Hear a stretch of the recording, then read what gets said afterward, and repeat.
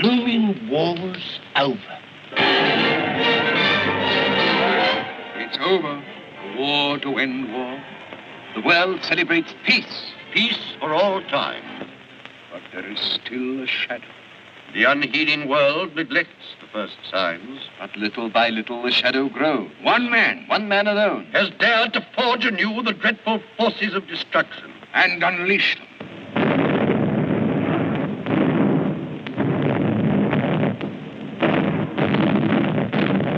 How has this thing come to pass? Adolf Hitler was born 51 years ago in Austria. Near the German frontier. He is still very young when his father died. In early life, he is sickly. But by the time he goes to school, he's sturdy enough. Just like any other schoolboy. Who could imagine that young Adolf at 7 Would have developed into this 25 years later. At the age of 19, without waiting to get his diploma, he leaves school and takes the entrance examination for the Academy of Painting in Vienna. he failed?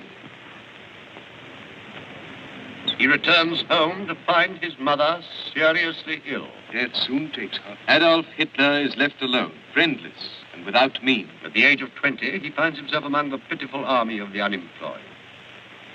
He tries his hand at art again. He paints watercolors which friends try to sell for him in the cafes of Vienna. Not successfully.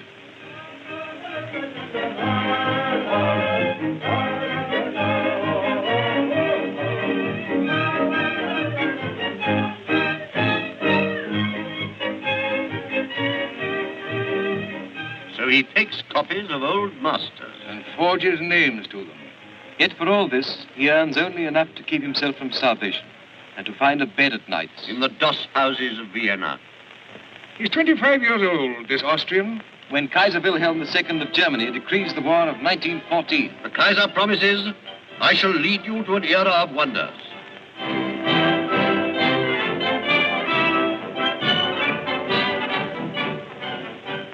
wonders indeed. Germany invents new war horrors. First use of poison gas. Frightfulness, they called it then. Flammenwerfer by the Germans. Germany invents air raids, a nightmare legacy for all mankind.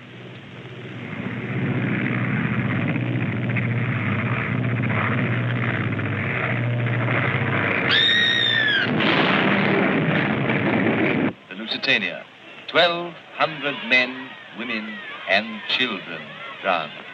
Spurlos versunken, sinking without trace. Another German invention.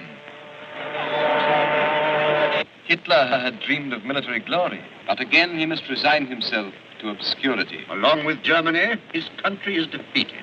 Is ruined. And he himself, after 4 bitter years of warfare, has gained nothing but a corporal's stripe. One other thing. You see for the first time the moustache, which was later to become... And later still, Hitler is 30 years old and a failure. So he must have remained. but the ex-Kaiser's era of wonders has turned out to be an age of grinding poverty and chaos. And it is this situation that gives Adolf Hitler his chance at last. To avoid their just payments, appropriate punishment for their crime against humanity in 1914. The Germans resort to inflation. Money melts like snow. In 1920, the dollar is worth about 10 marks. In 1921, 100 marks. In 1922, 1,000 marks. In the spring of 1923, 100,000 marks. And in the same year, millions and millions of marks, until we reach the astronomical figure of 4 billion marks to the dollar. Inflation cheats the Allies, but it also brings ruin to Germany. The moral fiber of the whole nation is sapped. Evil soil, but fertile soil. For the coming sowing of the seeds of Nazism.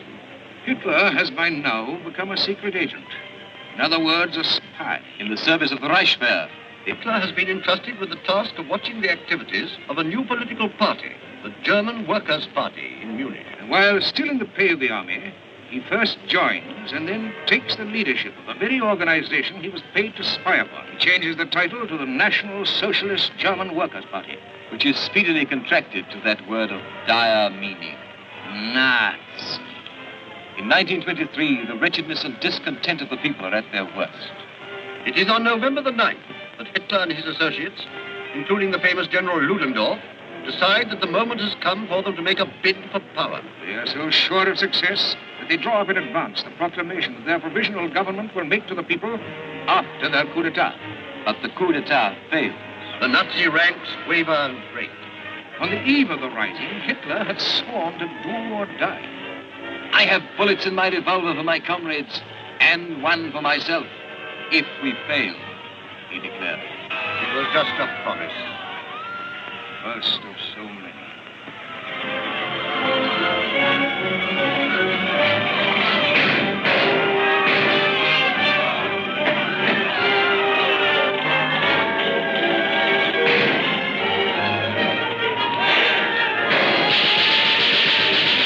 He failed, but he did not kill himself.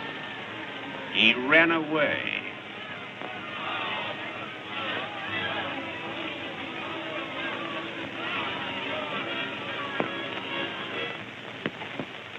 But he is caught and put on trial. The sentence is 5 years imprisonment in the fortress of Landsberg. But his treatment is by no means severe, and he uses this enforced leisure to write his now famous Mein Kampf. Germany's Book of Doom. Outside the prison walls, the situation continues to cause alarm.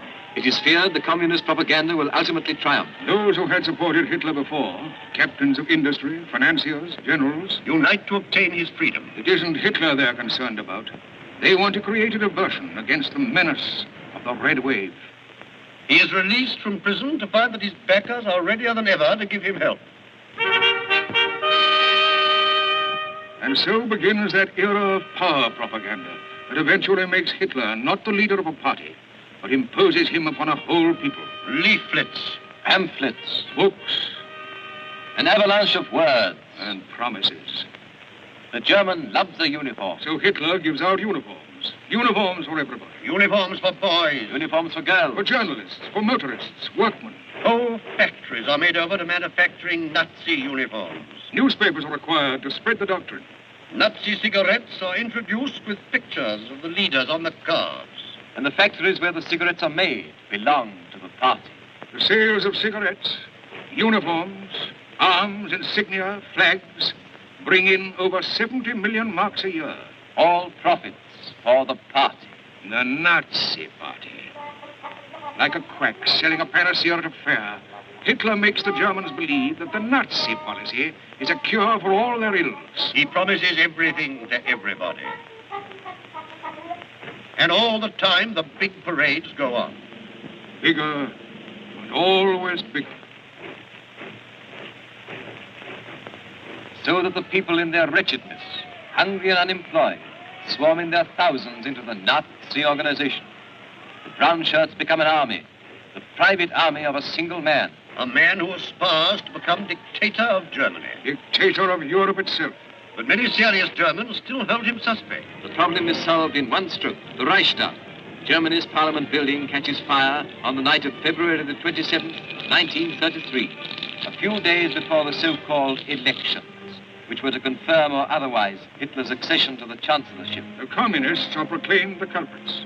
Hitler and his men declare it was meant to be a signal for a Bolshevist revolution. It was, of course, necessary to produce the actual perpetrators of the fire.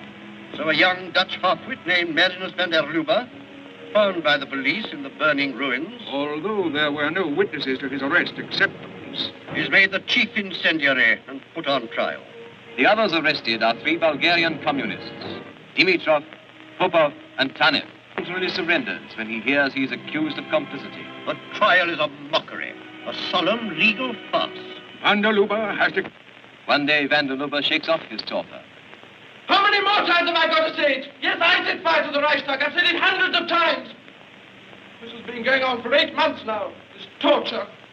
I've no strength left. I can't stand it. Yes, I set fire to the Reichstag. I did it myself. Now sentence me and leave me in peace. Van der Lubbe is condemned to be beheaded. The others, except Torgler, are set free. So Hitler is confirmed as chancellor. He announces his policy. To the workmen, more wages. The employers, no strikes. To the small shopkeepers, legislation against the big stores. To mothers and children, protection against child labor. Promises. Promises that would have placed a whole nation in chains of slavery. The parade-maddened public acclaim him. Ovation succeeds ovation, but his megalomania is still not satisfied. One obstacle yet remains in the way of his ambition.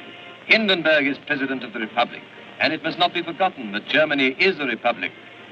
The old marshal is a legendary figure of the Great War, a national hero, a national idol still, and behind him is the German army. As yet untouched by the taint of Nazism. But Hindenburg is old, very old, and Hitler knows he cannot live much longer.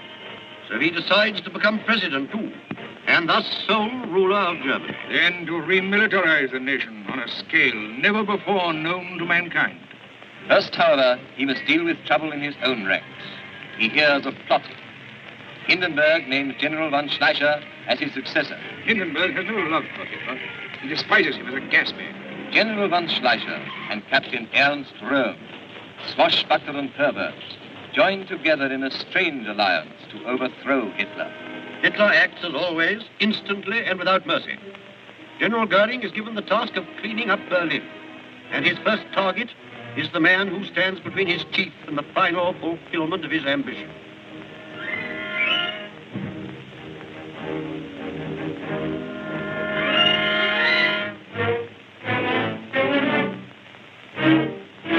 General von Schleicher? Well,